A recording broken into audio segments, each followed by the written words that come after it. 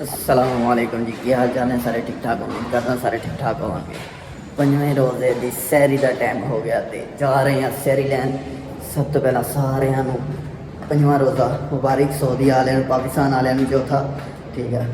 तो वो तबीयत से सब ठीक, कमेंट लाजमी दस्या करो यार, खैर आफियत, ठीक है।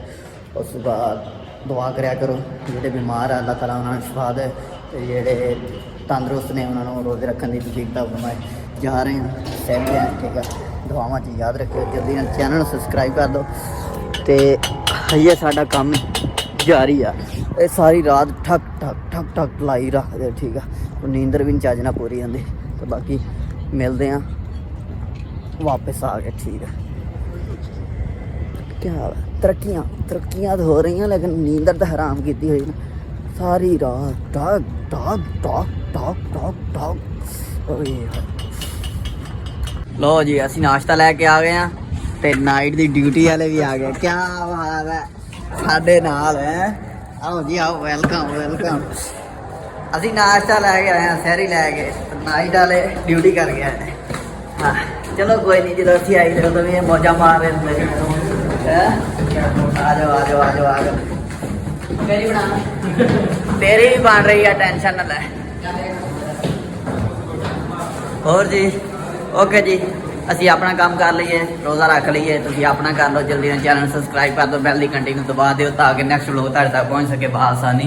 दुआवां च याद रखो, मिलते हैं सैरी तो बाद। कोई उठा कि नहीं? जिगर पे अजे, चलो कोई नहीं, अजे टाइम है, नींद पूरी कर ले।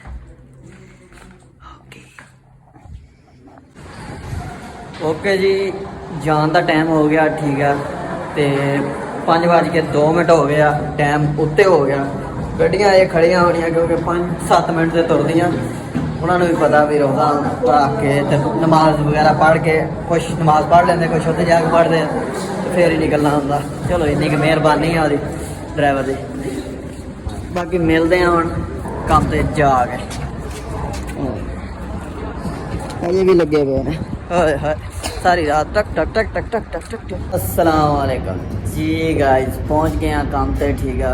नींद बहुत आ रही, गड्डी भी थोड़ा सुते हैं, लेकिन नींद तुहानू पता भी बहुत मुश्किल पूरी होती है।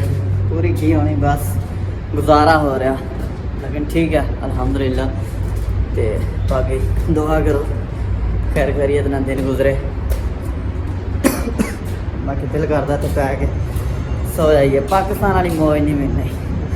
रोज़ा रख के आराम नाल पै के सो जाना, 8 साढ़े 8 उठना, फिर काम पर जाना।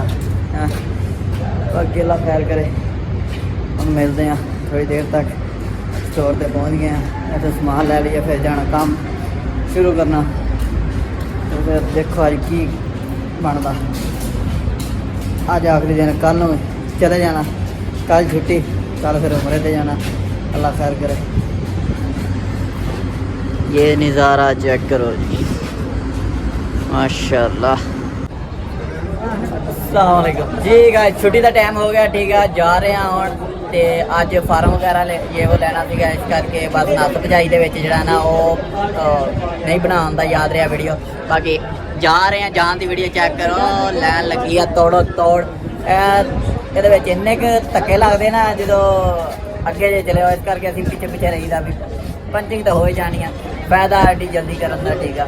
सुकून नाल जाओ, टाइम पूरा करो अपना, सुकून नाल बस से बैठो तो निकल जाओ।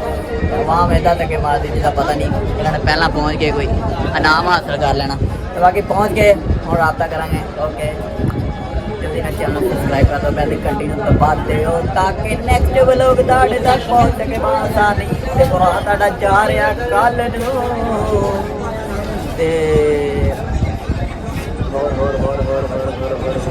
कल आप नहीं होना।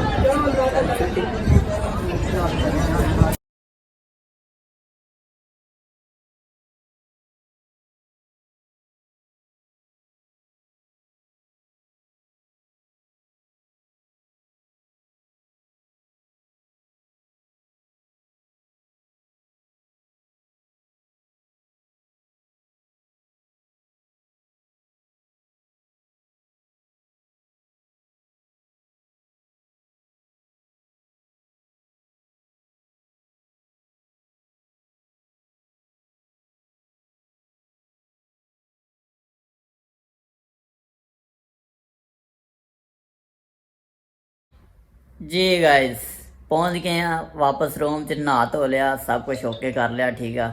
ਮੈਂ ਕਿਹਾ ਹੁਣ ਭਰਾਵਾਂ ਨੂੰ ਦੱਸ ਦਈਏ। ਤੇ ਬਾਕੀ ਸਵੇਰ ਜਾਣਾ ਉਮਰੇ ਤੇ ਦੁਆਵਾਂ 'ਚ ਯਾਦ ਰੱਖਣਾ ਲਾਜ਼ਮੀ।